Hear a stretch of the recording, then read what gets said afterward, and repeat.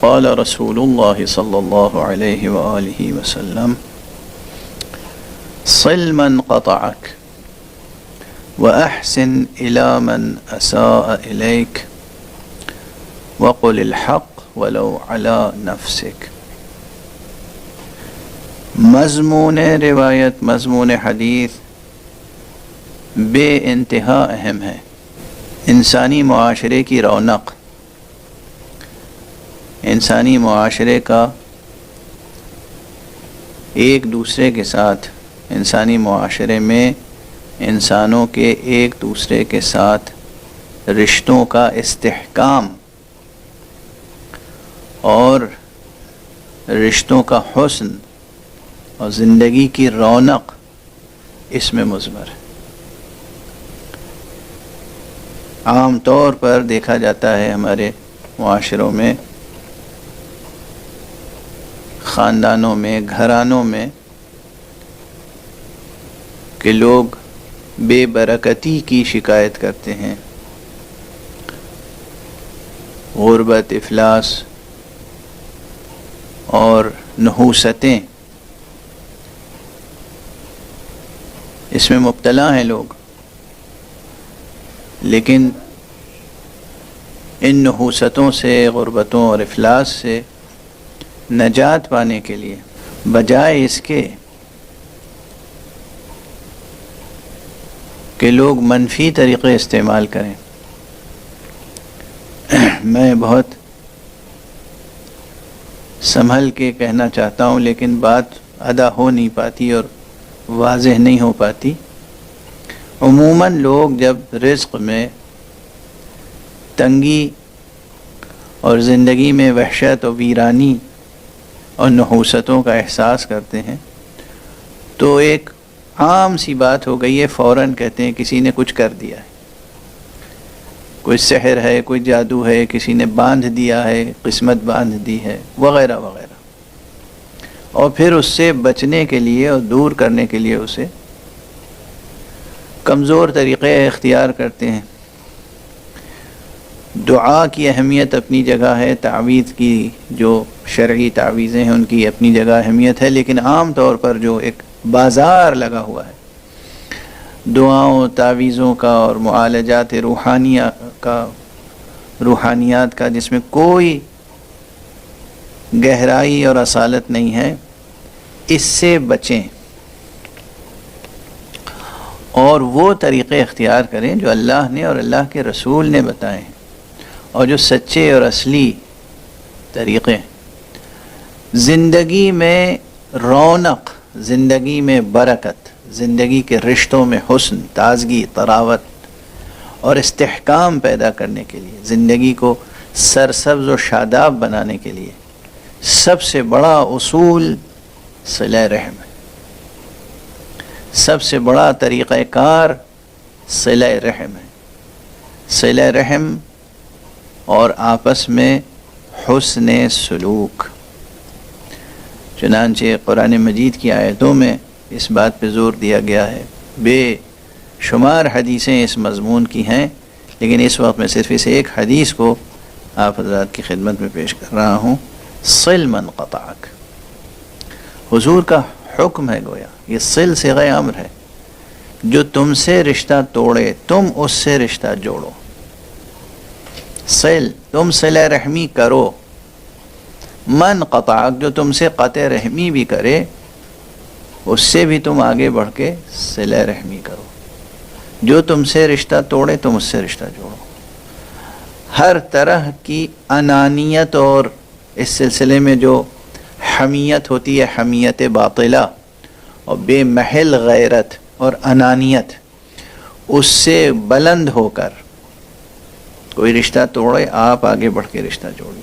کوئی آپ کے سامنے سے منہ پھیر کے جائے، خصوصاً اگر عزیز ہے، آپ آگے بڑھ کے اس کو سلام کریں، السلام علیکم۔ یہ حکم پیغمبر ہے کہ صل من قطعک، جو تم سے رشتہ توڑے تم اس سے رشتہ جوڑو۔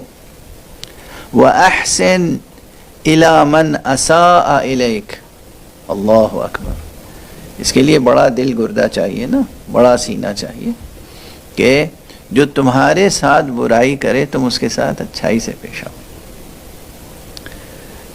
یہ فقرہ بھی وہ ہے جو کہتے بہت سے لوگ ہیں اور سنتے رہتے ہیں لوگ اکثر، مگر عمل نہیں کر پاتے۔ اصل مسئلہ ہے عمل۔ یہی ریاضتیں اصلی ریاضتیں ہیں۔ مسجدوں میں بیٹھ کر دیر دیر تک قرآن پاک کی تلاوت کرتے رہنا بہت اچھی بات ہے، نمازیں پڑھنا بہت اچھی بات ہے، روزے رکھنا بہت اچھی بات ہے، لیکن ان سب کے مقابلے میں یہ ریاضتیں جو ہیں، رشتہ داروں سے حسن سلوک، خونی رشتہ داروں سے یعنی اولو الارحام سے صلہ رحم، ماں باپ کے ساتھ حسن سلوک، بھائی بہنوں کے ساتھ حسن سلوک، خاندان کے قریب ترین عزیزوں کے ساتھ حسن سلوک، اور پھر بمراتب ان سے دور تر اور پھر ان سے دور تر اور پھر ان سے دور تر، ان تمام عزیزوں کے ساتھ حسن سلوک، رشتہ داروں کے ساتھ حسن سلوک، دوستوں کے ساتھ حسن سلوک، جو آپ کے ساتھ برائی کر چکا ہو اس کے ساتھ بھی حسن سلوک، اس کی برائی بھلا کر، یہ سب سے بڑی ریاضت ہے، اصل ریاضت یہ ہے۔ اور وہ بھی اس نیت سے نہیں کہ ہمیں معاشرے میں نیک نامی نصیب ہو، اس نیت سے کہ یہ حکم خدا ہے، حکم رسول ہے، اللہ راضی ہو، مصطفیٰ صلی اللہ علیہ وآلہ وسلم خوش ہوں اور ان کی ہمیں شفاعت نصیب ہو۔ کسی نے ہمارے ساتھ برائی کی، ہم اس کے ساتھ اس نیت کے ساتھ، اس جذبے کے ساتھ، اس انٹینشن کے ساتھ جا کر حسن سلوک کریں کہ یہ تو رسول اللہ کا حکم ہے جو میں بجا لا رہا ہوں، چونکہ حضور نے کہا اس لیے میں کر رہا ہوں کہ اس نے میرے ساتھ برائی کی تو مجھے اب اس کے ساتھ اچھائی کرنی ہے، تاکہ حضور خوش ہو جائیں اور وہ یہ دیکھیں، ملاحظہ فرمائیں کہ اس نے میرے کہے پر عمل کیا، اپنی انانیت کو اس نے درمیان میں آڑے نہیں آنے دیا، اس نے اپنی انانیت کو قتل کر دیا، قربان کر دیا میری خاطر سے، میرے حکم کی خاطر سے۔ یہ وہ ریاضت ہے جو بہت مشکل ہے اور بہت کم لوگ کر پاتے ہیں، لیکن اگر کوئی کر لے تو اس کا انعام اس زندگی میں بھی ملے گا، یہ دنیا بہشت بنے گی اس کے لیے، اس کا گھرانہ بہشت کا نمونہ بنے گا، جنت نظیر بنے گا، اور برزخ میں اور آخرت میں، قیامت میں اور قیامت کے بعد تو اس کے لیے خیر جنتیں ہیں ہی، ایک دو جنت نہیں، جنتیں ہیں۔ پروردگار کی طرف سے اتنے انعامات ہیں کہ نہ پوچھیے۔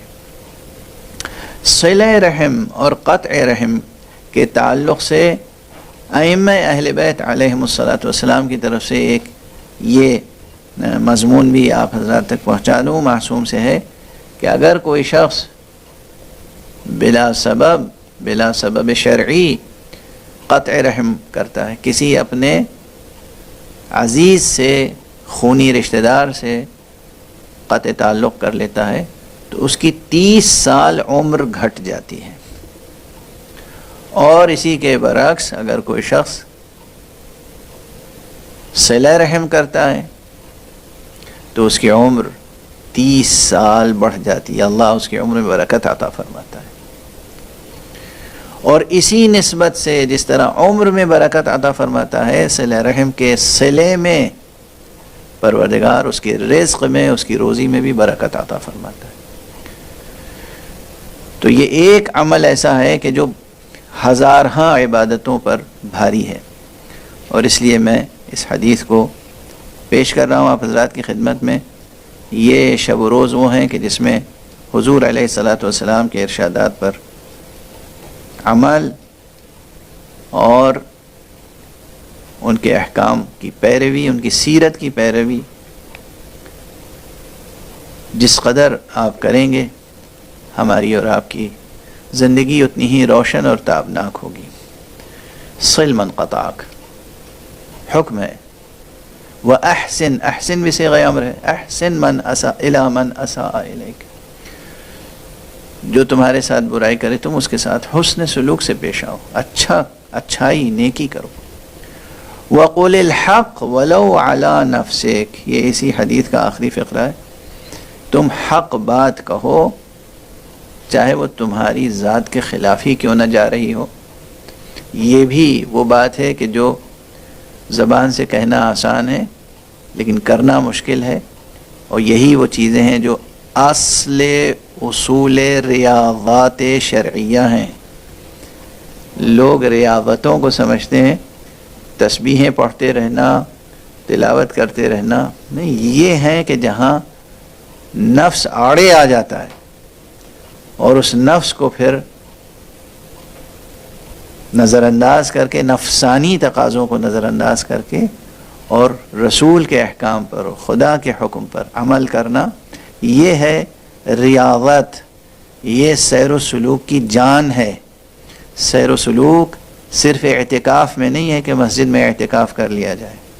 سیر و سلوک صرف یہ نہیں ہے کہ پوری دنیا سے رشتہ توڑ کے بیٹھ کے قرآن مجید کی تلاوت کرتے رہیں. آپ پوری دنیا کے معاملات سے روگردانی کر لیں اور صرف نمازیں پڑھتے رہیں. نماز کی اپنی عظمت ہے، تلاوت کی اپنی عظمت ہے، تسبیحیں پڑھنے کی اپنی عظمت ہے، حمد الہی، تحمید، تہلیل، تمجید، تسبیح، سب کی اپنی اپنی اہمیت ہے. لیکن عملاً سیر و سلوک عملی اور ریاضات عملی میں اہمیت اس بات کی ہے کہ صلہ رحم میں کوئی کمی نہ آئے، حسن سلوک میں کوئی کمی نہ آئے، اور انسان حق بولے چاہے اس کے نفس کے خلاف ہی کیوں نہ ہو. پروردگار ہمیں اور آپ کو سب کو توفیق کرامت فرمائے کہ ہم ان ریاضات کو، ان ریاضتوں کو کر سکیں اور رسول پاک صلی اللہ علیہ وآلہ وسلم کی شفاعت کے امیدوار بن سکیں، حق سبحانہ و تعالیٰ کی خوشنودی اور رضا کے طلبگار بن سکیں حقیقت میں. وآخر دعوانا ان الحمد للہ رب العالمین.